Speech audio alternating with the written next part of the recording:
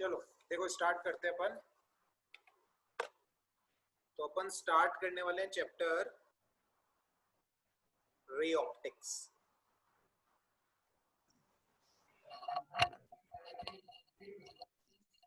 Sir magnetic के लिए कितने पेज छोड़ दें? लिख लेना यार, कहीं यार नई कॉपी में लिख ले। तो उसके बाद तो मैग्नेटिज्म में तो अपन ईएमआई भी पढ़ेंगे, एसी भी पढ़ेंगे, तो 30-40 पेज छोड़ दे, मतलब अलग से बना ले इसको, है ना? ठीक है, ठीक। देखो रे ऑप्टिक्स के बारे में बात करते हैं। अच्छा, बेसिकली इसमें अपने को किसके बारे में बात करनी है? लाइट के बारे में बात करनी है। रे ऑप्टिक्स जो होती है वो बेसिकली लाइट की स्टडी होती है। और देखो 11वीं में अपन ने वेव्स के बारे में पढ़ा था, तो बहुत और तुम्हें जैसे पता ही है कि लाइट जो है वो इलेक्ट्रोमैग्नेटिक वेव है। तो लाइट की जो सारी प्रॉपर्टीज है वो किससे मेल खाती है? वेव से मेल खाती है। लाइट इज अ वेव, तो वेव्स की बहुत सारी प्रॉपर्टीज लाइट में भी यूज्ड होती है ना? तो थोड़ा बहुत देखो अपन 11वीं का रिवाइज कर लेते हैं। आज बिल्कुल बेसिक बेसिक सी चीजों की बात करेंगे। रे ऑप्टिक्स तो स्टार्ट करेंगे नहीं आज, बिल्कुल बेसिक बेसिक चीजों से बात करते हैं। देख, जैसे अपन जानते हैं वेव इस तरह से होती है। देख, ये मान ले कोई वेव है ऐसे, ये कोई वेव हो गई, है ना? अब वेव में देख अपन कौन कौन सी चीजें डिफाइन करते हैं। जैसे वेव अगर v स्पीड से चल रही है, जैसे स्ट्रिंग में वेव्स की बात की थी अपन ने 11वीं के अंदर, तो अगर वेव जैसे v स्पीड से चल रही है तो अपन ने क्या देखा था? एक टाइम पीरियड में वेव द्वारा ट्रेवल किया गया डिस्टेंस जो होता है, एक टाइम पीरियड में वेव द्वारा ट्रेवल किया गया जो डिस्टेंस होता है वो वेवलेंथ कहलाता है। और ये v क्या है? v है तेरी वेव वेलोसिटी, v तेरी वेव वेलोसिटी। अब वेव वेलोसिटी के बीच में, वेवलेंथ के बीच में और टाइम पीरियड के बीच में क्या रिलेशन होता है कि v की जो वैल्यू होती है वो लैम्डा t के बराबर होती है। v की वैल्यू किसके बराबर होती है? लैम्डा इनटू t के बराबर होती है। Wavelength into time period, v is the wave velocity या वेव स्पीड, कुछ भी बोल दे, है ना? और देख, मैंने तुम्हें क्या क्या चीजें कही थी कि वेव जब किसी मीडियम में ट्रेवल करती है तो वो एनर्जी क्या करती है? प्रोपोगेट करती है। अब जैसे सूरज से, मतलब सन से अर्थ पे लाइट आ रही है, तो अपने को अर्थ पे कौन सी एनर्जी मिल रही है? लाइट एनर्जी मिल रही है। सन से अर्थ पे क्या प्रोपोगेट हो रही है? लाइट एनर्जी प्रोपोगेट हो रही है ना? तो जब किसी मीडियम में वेव प्रोपोगेट होती है तो उस मीडियम में क्या प्रोपोगेट होती है? एनर्जी प्रोपोगेट होती है ना? जैसे 11वीं में अपन ने जैसे बात की थी स्ट्रिंग के बारे में, है ना? और देख, जैसे मैंने तुम्हें क्या बताया था, जो टाइम पीरियड होता है तेरा वो किसके बराबर होता है? 1/फ्रीक्वेंसी के बराबर होता है ना? तो अगर, एक मिनट, ये मैंने गलत लिख दिया, एक्चुअली में ये होगा रिलेशन, तो ये होगा ना, लैम्डा बराबर v इंटू टी, डिस्टेंस बराबर स्पीड इंटू टाइम। और टाइम पीरियड को देख क्या लिख सकते हैं? 1/f लिख सकते हैं। तो टाइम पीरियड को अगर 1/f लिख देंगे तो v तेरा क्या हो जाएगा? f लैम्डा हो जाएगा। v को अपन ऐसे भी लिख सकते हैं f लैम्डा। टाइम पीरियड को मैंने लिख दिया 1/फ्रीक्वेंसी, तो v बराबर क्या हो गया? f लैम्डा हो गया। ठीक है? अब देखो, जैसे मैंने तुम्हें 11वीं के अंदर बताया था कि अब वेव जो होती है, वेव्स जो होती हैं वो दो तरह की होती हैं। एक होती है अपनी mechanical waves, mechanical waves. Mechanical waves कौन सी होती है? जिनको प्रोपोगेट करने के लिए मीडियम की जरूरत होती है, वो मैकेनिकल वेव्स कहलाती है। दूसरी होती है अपनी electromagnetic waves. Electromagnetic waves, light अपनी कैसी वेव है? इलेक्ट्रोमैग्नेटिक वेव्स है। इनको प्रोपोगेट करने के लिए मीडियम की जरूरत नहीं होती, है ना? इनको प्रोपोगेट करने के लिए मीडियम की जरूरत नहीं होती, है ना? इलेक्ट्रोमैग्नेटिक वेव्स के नाम से भी अपना एक चैप्टर है पूरा, वो पढ़ेंगे अपन, छोटा सा, ये ज्यादा कोई बड़ा चैप्टर नहीं है। इलेक्ट्रोमैग्नेटिक वेव्स में देखो, मैंने बेसिक तुम्हें क्या बताया है कि अगर वेव ऐसे प्रोपोगेट कर रही है, अगर वेव इस तरह से प्रोपोगेट कर रही है, अगर ऐसे इलेक्ट्रोमैग्नेटिक वेव एक्स एक्सिस के अलोंग प्रोपोगेट कर रही है, तो इलेक्ट्रोमैग्नेटिक वेव में क्या होता है? इलेक्ट्रिक फील्ड और मैग्नेटिक फील्ड, इलेक्ट्रिक फील्ड और मैग्नेटिक फील्ड जो है अपनी, वो वाई एक्सिस और जेड एक्सिस के अलोंग क्या करती है? वेरी करती है ऐसे, है ना? जैसे इलेक्ट्रोमैग्नेटिक वेव अगर प्रोपोगेट कर रही है, एक्स एक्सिस के अलोंग प्रोपोगेट कर रही है, और इलेक्ट्रोमैग्नेटिक वेव की स्पीड किसके बराबर होती है? c। वैक्यूम के अंदर इसकी स्पीड c के बराबर होती है, 3 × 10⁸ मीटर पर सेकेंड, है ना? तो इलेक्ट्रोमैग्नेटिक वेव जब प्रोपोगेट करती हैं तो इलेक्ट्रिक फील्ड और मैग्नेटिक फील्ड जो है वो एक्स एक्सिस मतलब वाई एक्सिस और जेड एक्सिस के अलॉन्ग क्या होती है, ऑसिलेट करती है ना। ऐसा होता है इलेक्ट्रोमैग्नेटिक वेव में।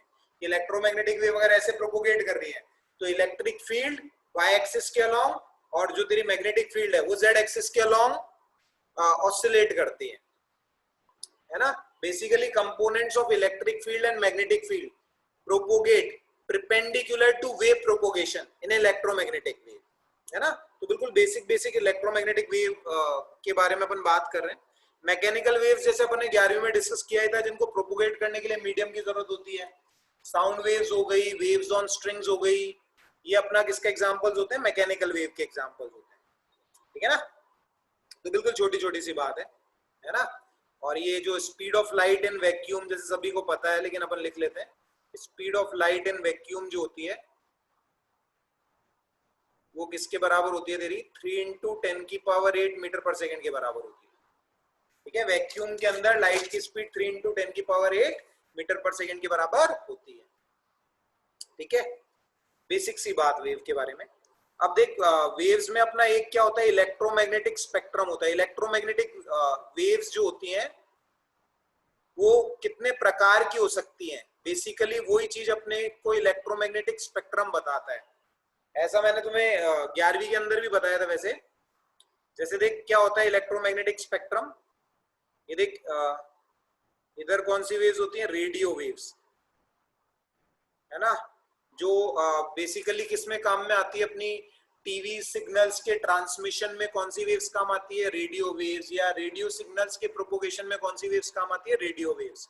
ये सारी प्रॉपर्टीज हैं इलेक्ट्रोमैग्नेटिक वेव्स में। अपन थ्योरेटिकल चीजें रिवाइज भी कर लेंगे, मतलब कर लेंगे सब कुछ।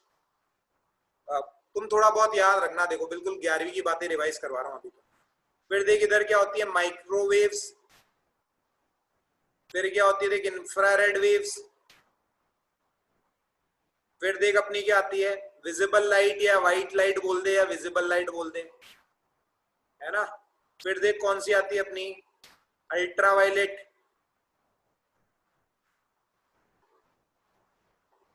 ठीक है। फिर देख अपनी क्या आती है, एक्सरेज, और फिर देख अपनी क्या आती है, गामा रेज, है ना। और जैसे जैसे अपन इधर जाते हैं, जैसे जैसे अपन इस डायरेक्शन में जाएंगे, वैसे वैसे तेरी फ्रीक्वेंसी तो क्या होगी, बढ़ेगी। तेरी फ्रीक्वेंसी तो क्या होगी, बढ़ेगी, और तेरी वेवलेंथ जो होगी वो क्या होगी, कम होगी। फ्रीक्वेंसी तो तेरी बढ़ती जाएगी और वेवलेंथ जो होती जाएगी वो तेरी क्या होती जाएगी, कम होती जाएगी, है ना। और ये व्हाइट लाइट जो होती है वो अपने को जैसे पता है 7 कलर से बनी हुई होती है। व्हाइट लाइट अपनी 7 कलर से बनी हुई होती है। कौन कौन से होते हैं देख 7 कलर्स, ये विबग्योर, ऐसे, ठीक है। ये व्हाइट लाइट है basically, visible light white light है ना, ये तेरी विजिबल लाइट है। और यही अपनी कौन सी लाइट कहलाती है, विजिबल लाइट कहलाती है। ये अपने विजिबल लाइट है, ठीक है। तो ये radio waves, microwaves, infrared waves, visible light, ultraviolet, X rays और गामा रेज। अपने को देख किसकी स्टडी करनी है, लाइट की स्टडी करनी है ना। तो इलेक्ट्रोमैग्नेटिक वेव्स का वो पार्ट जो अपने को विजिबल होता है वही अपनी लाइट रेज कहलाती है।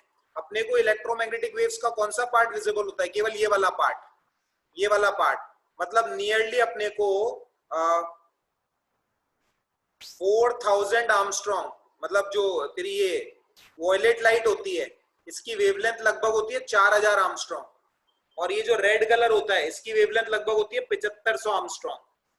तो अपने को इलेक्ट्रोमैग्नेटिक स्पेक्ट्रम का कौन सा पार्ट विजिबल होता है, ये वाला पार्ट विजिबल होता है, विजिबल लाइट, व्हाइट लाइट, है ना, जिसकी वेवलेंथ रेंज क्या होती है 4000 आर्मस्ट्रॉन्ग से 7500 आर्मस्ट्रॉन्ग। केवल यही पार्ट जो है इलेक्ट्रोमैग्नेटिक स्पेक्ट्रम का वो अपने को क्या होता है, विजिबल होता है। न तो 4000 आर्मस्ट्रॉन्ग से कम वेवलेंथ अपने को दिखती है, ना 7500 आर्मस्ट्रॉन्ग से ज्यादा वेवलेंथ अपने को दिखती है ना। अपने को केवल यही वाला पार्ट दिखता है, और यही पार्ट अपना क्या कहलाता है, यही पार्ट को अपन क्या कहते हैं, लाइट कहते हैं, है ना। तो लाइट को देख कैसे डिफाइन करते हैं, लाइट को अपन ऐसे डिफाइन करते हैं, light is that part of electromagnetic spectrum, light is that part of electromagnetic spectrum, light is that part of electromagnetic spectrum which is visible to us, which is visible to us, जो अपने को visible होता है, which is visible to us, light is that part of electromagnetic spectrum which is visible to us, है ना। X raise जैसे तुमने देखा होगा, हड्डी वड्डी कभी टूट जाती है अपनी, तो अपन हाथ क्या रखते हैं, एक्सरे मशीन पे रखते हैं, तो और एक्सरे मशीन में से एक्सरेज निकलती हैं, तो वो इतनी पावरफुल होती हैं कि वो अपनी बोन्स के अंदर जाके बोन्स की फोटो खींच ले आती हैं, है ना, जो इतनी पावरफुल होती है एक्सरेज, लेकिन वो अपने को विजिबल नहीं होती, वो अपने को विजिबल नहीं होती, लेकिन है वो भी इलेक्ट्रोमैग्नेटिक वेव्स ही अपनी, माइक्रोवेव्स होती हैं, ये अपनी माइक्रोवेव में काम आती है, खाना पकाने के काम में आती है ना। तो ये है बेसिकली, बिल्कुल बेसिक सी बात कर रहे हैं आज, ठीक है। अब रे ऑप्टिक्स जो है, ऑप्टिक्स जो है basically, optics is basically study of light, optics is basically study of light. Optics में अपन किस स्टडी करते हैं, लाइट के बारे में स्टडी करते हैं अपन, है ना। Optics is basically study of light, ठीक है। And light is that part of electromagnetic spectrum which is visible to us, है ना। लाइट अपन केवल इसे ही बोलते हैं, व्हाइट लाइट को, इन्हें अपन इंफ्रारेड वेव्स या अल्ट्रावायलेट रेज ही बोलते हैं, है ना। बिल्कुल सिंपल सी बातें करते हैं। अब देख, डे टू डे लाइफ में अपन लाइट को किस तरह से रिप्रेजेंट करते हैं, रेस से रिप्रेजेंट करते हैं, लाइट रेस से रिप्रेजेंट करते हैं। जैसे मान ले तेरा ये बल्ब है ना, अब बल्ब क्या करेगा, चारों तरफ अपने को लाइट देगा, है ना। तो लाइट को अपन किससे रिप्रेजेंट करते हैं, ऐसे रेस से रिप्रेजेंट करते हैं, और रेस को अपन ऐसे बनाते हैं, देख ऐसे स्ट्रेट लाइन से बनाते हैं, ऐसे कि ये जैसे बल्ब है ना तेरा, तो बल्ब चारों तरफ लाइट रेस निकालेगा ऐसे, तो ये लाइट रेस को अपन ऐसे रिप्रेजेंट करते हैं कि बल्ब से निकलने वाली लाइट रेस को अपन इस तरह से क्या करते हैं, रिप्रेजेंट करते हैं ऐसे, ठीक है। अब देखो क्या होता है, तो ठीक है, बेसिक सी चीजें अपन ने डिस्कस कर ली। वेव क्या होती है, वेव प्रोपोगेट करती है, एनर्जी प्रोपोगेट करती है, wavelength, wave speed, time period में क्या रिलेशन होता है। वेव्स दो तरह की होती है, इलेक्ट्रोमैग्नेटिक वेव्स में इलेक्ट्रिक फील्ड और मैग्नेटिक फील्ड जो है वो वेव प्रोपोगेशन के परपेंडिकुलर डायरेक्शन में क्या करती हैं, ऑसिलेट करती हैं, है ना। फिर अपन ने देख लिया इलेक्ट्रोमैग्नेटिक स्पेक्ट्रम के बारे में, लाइट इलेक्ट्रोमैग्नेटिक स्पेक्ट्रम का वो पार्ट है जो अपने को दिखता है ना। और ऑप्टिक्स में अपन बेसिकली किसकी स्टडी करते हैं, लाइट की स्टडी करते हैं, और लाइट को अपन किससे रिप्रेजेंट करेंगे ऑप्टिक्स में, लाइट रेस से रिप्रेजेंट करेंगे। लाइट को ऑप्टिक्स में अपन किससे रिप्रेजेंट करेंगे, लाइट रेस से रिप्रेजेंट करेंगे, ठीक है। तो बिल्कुल छोटी छोटी सी बातें हैं, वो अपने को क्लियर होनी चाहिए। अब देख क्या होता है, देख जैसे मान ले ये कोई बाउंड्री है जो दो मीडियम्स को सेपरेट कर रही है, दो मीडियम है, देख ये तेरा मीडियम 1 है, ये तेरा मीडियम 2 है, ठीक है। मीडियम 1 हो गया और मीडियम 2 हो गया, मीडियम 1 और मीडियम 2। अब ध्यान से देखना, जैसे मान ले एक मीडियम से दूसरे मीडियम के अंदर लाइट जा रही है, एक मीडियम से दूसरे मीडियम के अंदर लाइट जा रही है। जैसे ये मीडियम 1 है, मीडियम 1 में लाइट की फ्रीक्वेंसी है f1, मीडियम 1 में लाइट की वेवलेंथ है λ1, और मीडियम 1 में लाइट की वेलोसिटी है v1, ठीक है। मीडियम 1 में लाइट की फ्रीक्वेंसी f1, मीडियम 1 में लाइट की वेवलेंथ λ1, और मीडियम 1 में लाइट की वेलोसिटी λ1। अब देख क्या होता है, जैसे बेसिकली क्या होता है, लाइट जब दो मीडियम्स को सेपरेट करने वाली बाउंड्री पे इंसिडेंट होती है, लाइट जब दो मीडियम्स को सेपरेट करने वाली बाउंड्री पे इंसिडेंट होती है, तो क्या होता है, लाइट का कुछ पार्ट तो रिफ्लेक्ट हो जाता है सेम मीडियम के अंदर, लाइट का कुछ पार्ट एब्जॉर्ब हो जाता है ना।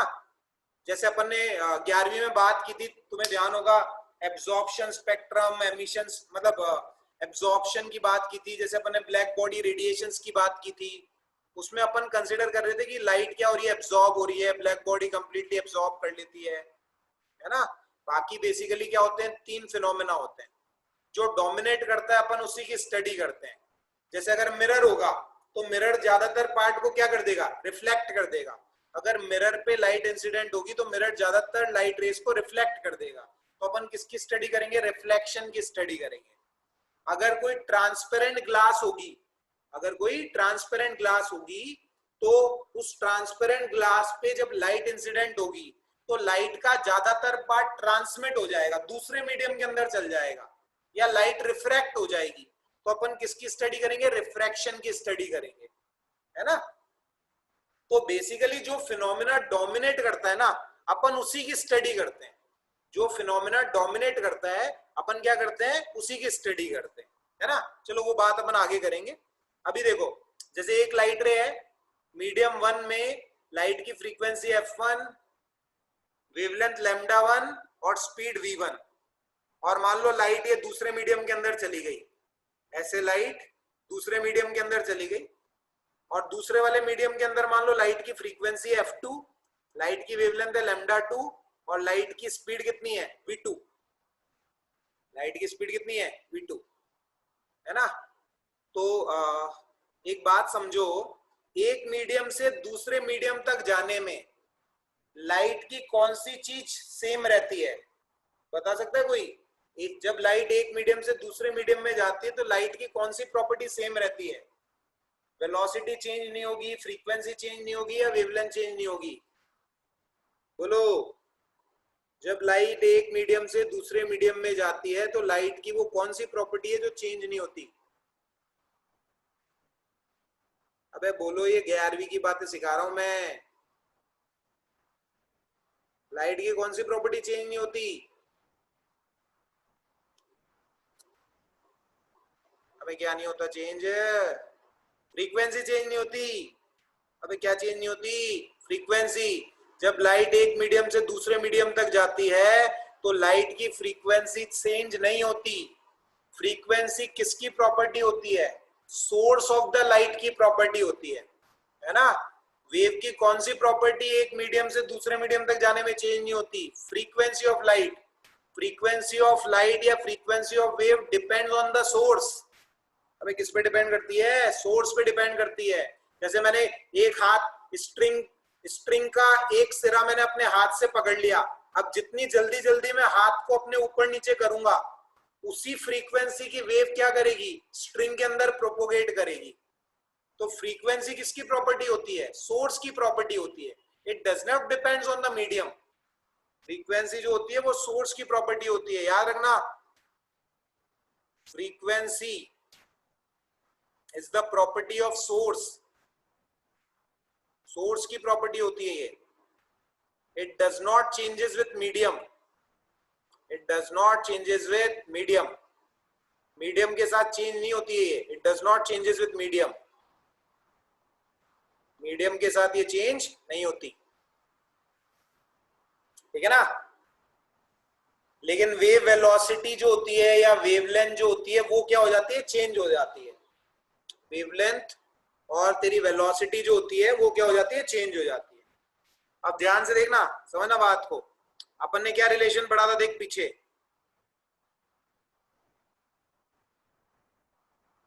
अपन ने पीछे रिलेशन पढ़ा था, v की वैल्यू होती है एफ लैम्डा के बराबर। ध्यान से देखना, v बराबर होता है एफ लैम्डा। तो सोच, अगर इस फर्स्ट वाले मीडियम और सेकंड वाले मीडियम के लिए बात करेंगे अपन, तो फ्रीक्वेंसी तो सेम है दोनों मीडियम्स में। दोनों मीडियम में लाइट की फ्रीक्वेंसी क्या है, सेम। तो देख मैं क्या लिखूंगा, देख मैं क्या लिखूंगा, v1 बाय v2 जो होगा वो किसके बराबर होगा, λ1 बाय λ2 के बराबर होगा। v1 बाय v2 किसके बराबर होगा तेरा, λ1 बाय λ2 के बराबर होगा। ठीक है, क्लैरिटी से सबको बातें समझ में आनी चाहिए। बोलो सबको बात समझ में आएगी सारी। फिर एक सवाल करवाता हूँ बढ़िया एम्स का, पहले बताओ, रिप्लाई करो यस नो। सबको बात समझ में आ रही है क्या?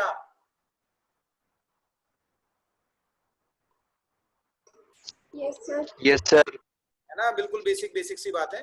v1 बाय v2 बराबर λ1 बाय λ2। अब देख एक बढ़िया सवाल कराता हूँ तुम्हें, एम्स में पूछा गया था। एम्स में पूछा हुआ सवाल है, देख क्या पूछा गया था एम्स में। समझना बात को। ऐसे ये पानी है अपना, वाटर है, वाटर, ठीक है। और पानी के अंदर अपन ने क्या जला दिया,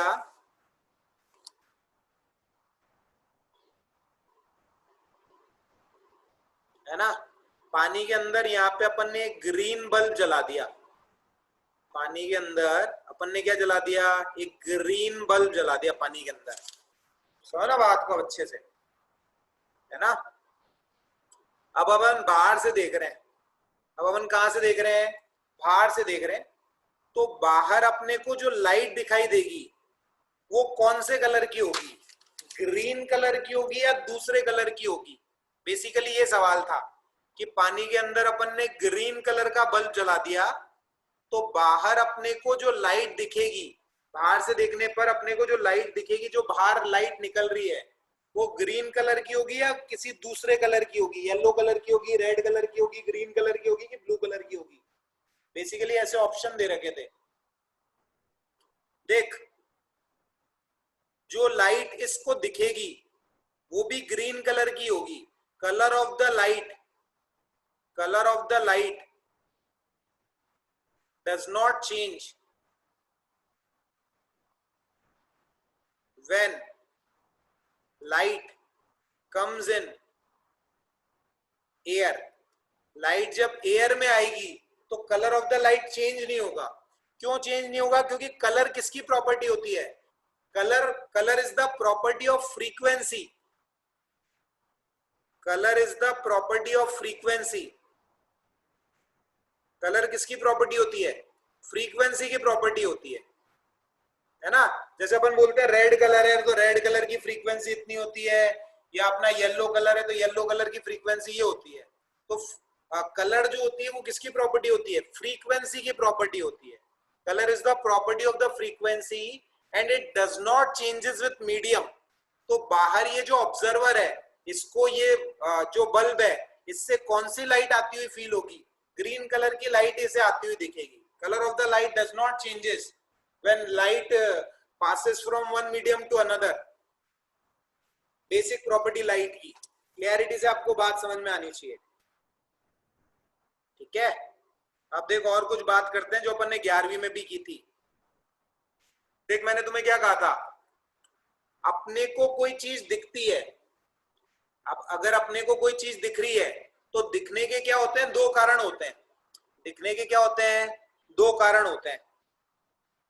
दिखने के कौन कौन से दो कारण होते हैं, एक तो होता है, दिखने के दो कारण होते हैं। देख, दिखने के दो कारण, दिखने के दो कारण कौन कौन से दो कारण होते हैं दिखने के। एक तो होता है रिफ्लेक्शन, एक तो क्या होता है, रिफ्लेक्शन, और दूसरा होता है रेडिएशन। ऐसी बात मैंने 11वीं के अंदर भी की थी। जैसे जैसे अपने को किसी की रेड कलर की टी शर्ट दिख रही है, अपन किसी बंदे को देख रहे हैं और मान लो उसकी रेड कलर की टी शर्ट अपने को दिख रही है, तो उसके रेड कलर की टी शर्ट के दिखने का कारण क्या है, अपने को उस बंदे की टी शर्ट का कलर रेड दिख रहा है। उसका कारण क्या है कि उस टी शर्ट पे जो लाइट गिर रही है, उस लाइट में से वो टी शर्ट क्या कर रही है, रेड कलर को रिफ्लेक्ट कर रही है। रेड कलर को क्या कर रही है, रिफ्लेक्ट कर रही है।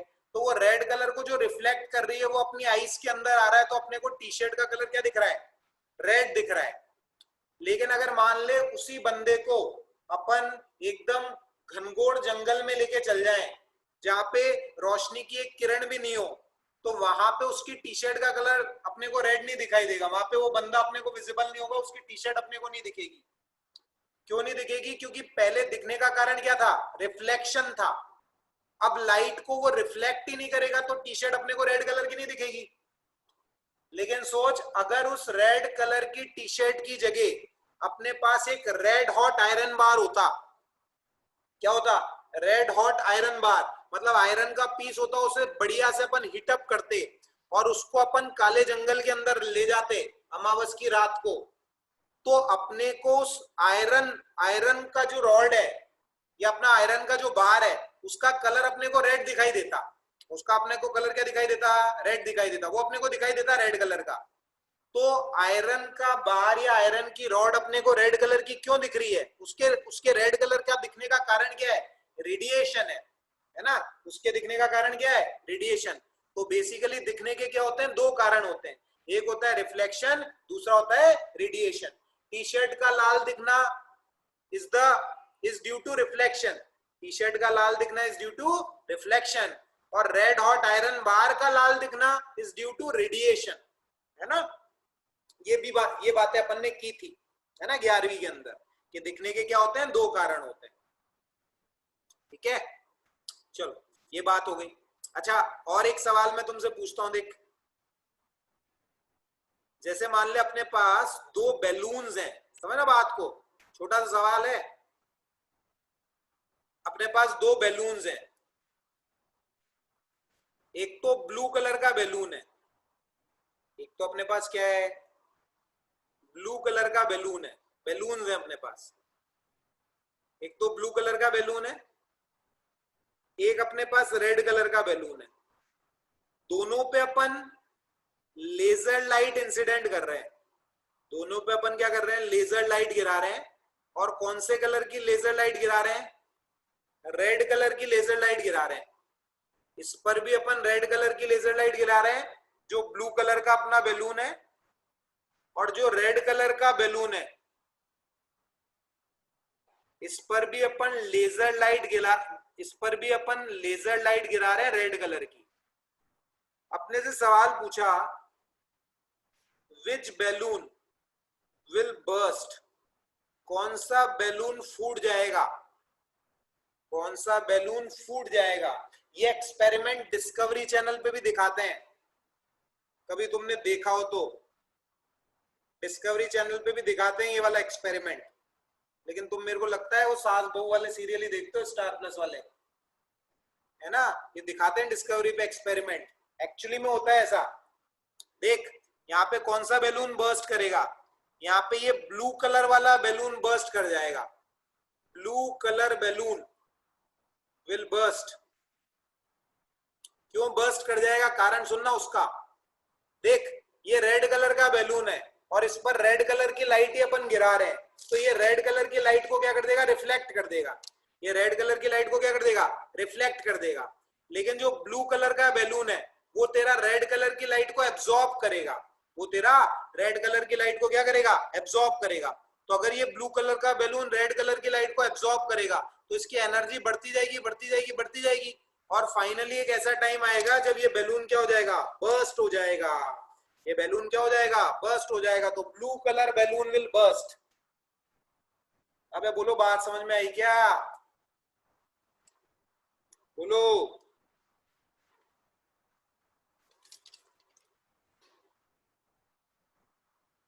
अबे बोलो, रिप्लाई कर दो एक बार, यस नो। Yes sir. है ना? सबको क्लैरिटी से बातें समझ में आनी चाहिए। चलो और बात करते हैं। देख,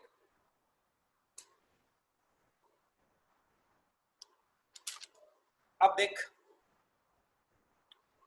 ऑप्टिक्स में भी, ऑप्टिक्स को भी बेसिकली अपन ने दो पार्ट्स में डिवाइड किया है। ऑप्टिक्स को अपन ने क्या किया है? दो पार्ट्स में डिवाइड किया है। एक है अपना रे ऑप्टिक्स, दूसरा है अपना वेव ऑप्टिक्स, है ना? रे ऑप्टिक्स में देख अपन कौन सी चीजों की बात करते हैं? रे ऑप्टिक्स में अपन बात करते हैं, जैसे कभी तुमने नॉर्मली ऑब्जर्व किया है कि जैसे अगर अपन बाल्टी के अंदर एक सिक्का गिर जाए, बाल्टी के अंदर एक सिक्का गिर जाए और अगर उस सिक्के को अपन ऊपर से देखें तो वो सिक्का अपने को थोड़ा ऊपर उठा हुआ दिखता है, सिक्का अपने को ऊपर उठा हुआ दिखता है ना?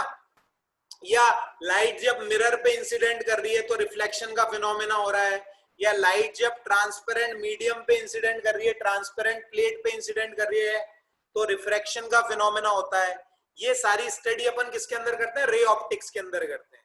लेंसेस की स्टडी करते हैं अपन, चश्मे कैसे बनाए जाते हैं, टेलीस्कोप, माइक्रोस्कोप, ये सारी बातें अपन किसके अंदर करते हैं? रे ऑप्टिक्स के अंदर करते हैं, है ना?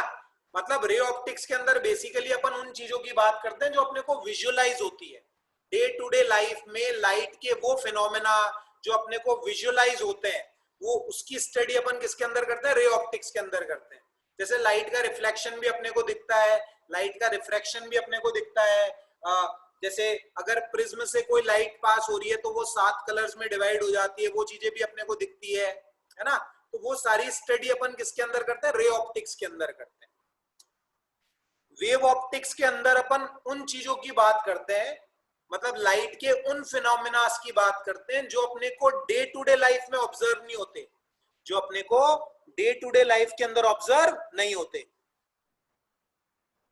जैसे अपन बात करते हैं इंटरफेरेंस की, अपन बात करते हैं डिफ्रैक्शन की। अब वो क्या होते हैं क्या नहीं होते उनकी स्टडी करेंगे अपन आगे, है ना। तो अपन किसकी स्टडी करते हैं वेव ऑप्टिक्स में, इंटरफेरेंस की, डिफ्रैक्शन की, पोलराइजेशन की।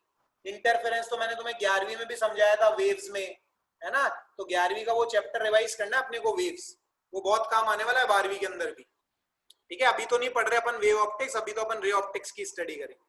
ठीक है, तो ऑप्टिक्स को भी बेसिकली इस तरह से अपन ने 2 पार्ट में डिवाइड किया है, एक है रे ऑप्टिक्स, दूसरा है वेव ऑप्टिक्स। चलो, बिल्कुल बेसिक सी बात। अब देख और कुछ बेसिक सी बातें करते हैं। देख, रे ऑप्टिक्स या ज्योमेट्रिकल ऑप्टिक्स भी बोल देते हैं इसे। ठीक है, अब अपन केवल ज्योमेट्रिकल ऑप्टिक्स की बात करेंगे, ज्योमेट्रिकल ऑप्टिक्स या रे ऑप्टिक्स। अब समझो बात को। देख, velocity of light, velocity of light कैसे लिखी जाती है, velocity of light in vacuum, vacuum के अंदर वेलोसिटी ऑफ लाइट इस तरह से लिखी जाती है। देख, 1/रूट mu naught into epsilon naught, जहां पे म्यू नॉट जो होती है वो magnetic permeability of free space होती है। म्यू नॉट क्या होती है, magnetic permeability of free space, है ना, जो अपन पढ़ ही रहे हैं अपन मैग्नेटिज्म के अंदर अभी।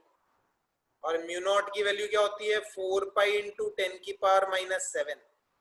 और एप्सिलॉन नॉट जैसे तुम्हें पता ही है, electrical permittivity of free space 8.85 into 10⁻12। तो म्यू नॉट की और एप्सिलॉन नॉट की वैल्यू रख देंगे अपन, तो यहाँ पे सी की वैल्यू अपने को मिल जाएगी 3 इंटू 10⁸, 3 इंटू 10⁸। ठीक है, अब देख, velocity of light in a medium, velocity of light in a medium, किसी मीडियम के अंदर लाइट की जो वेलोसिटी होती है वो देख कैसे लिखी जाती है, 1/रूट म्यू इंटू एप्सिलॉन, जहां पे म्यू जो है ना, म्यू वो है तुम्हारी permeability of medium, permeability of medium, mu is the permeability of medium. और जो तेरी एप्सिलॉन है ना, वो permittivity of medium, epsilon is the permittivity of medium. और ये जो म्यू है ना, म्यू, इसको लिखा जाता है mu naught into mu r, mu naught into mu r. ये म्यू आर कहलाती है relative permittivity of medium, relative permeability of medium. इसकी बात करेंगे अपन, पढ़ेंगे म्यू आर के बारे में, म्यू के बारे में थोड़ा बहुत। वैसे ही एप्सिलॉन जो होता है ना, एप्सिलॉन वो तेरा होता है epsilon naught into epsilon r, इसके बारे में पढ़ा है अपन ने। एप्सिलॉन होता है epsilon naught into epsilon R. तो velocity of light in medium देख कैसे लिखी जाती है, velocity of light in medium, velocity of light in medium लिखी जाती है 1/रूट म्यू की वैल्यू क्या लिख देंगे, म्यू की value mu naught into mu r, और एप्सिलॉन की वैल्यू क्या लिख देंगे, एप्सिलॉन की value epsilon naught into epsilon r. इस तरह से velocity of light in a medium define की जाती है, velocity of light in a medium इस तरह से डिफाइन की जाती है। अब समझना बात को अच्छे से, और बातें समझाऊंगा अभी ढंग से। देख, सीएम बराबर ये 1/रूट म्यू नॉट एप्सिलॉन नॉट को सी लिख सकते हैं, और ये आ जाएगा mu R into epsilon are, mu R into epsilon are. ये जो ये ना mu R epsilon R, mu R into epsilon are, यही बेसिकली क्या कहलाता है अपना refractive index of the medium कहलाता है। समझना बात को अच्छे से। ये root mu R epsilon R वाला जो फैक्टर होता है यही बेसिकली अपना क्या कहलाता है refractive index of the medium कहलाता है। यही अपना कहलाता है refractive index of the medium. यही अपना क्या कहलाता है refractive index of the medium कहलाता है। समझना बात को अच्छे से, अब क्लैरिटी से बात समझना। देख मान ले अब रिफ्रैक्टिव इंडेक्स क्या होता है उसकी चर्चा करते हैं थोड़ी अपन। देख मैंने बोला सपोज इन अ मीडियम, मान लो किसी मीडियम है, suppose in a medium velocity of light is 1.5 into 10 की पावर 8 मीटर पर सेकेंड। मान लो किसी मीडियम में वेलोसिटी ऑफ लाइट कितनी हो गई 1.5 इंटू 10 की पावर 8 मीटर पर सेकेंड हो गई।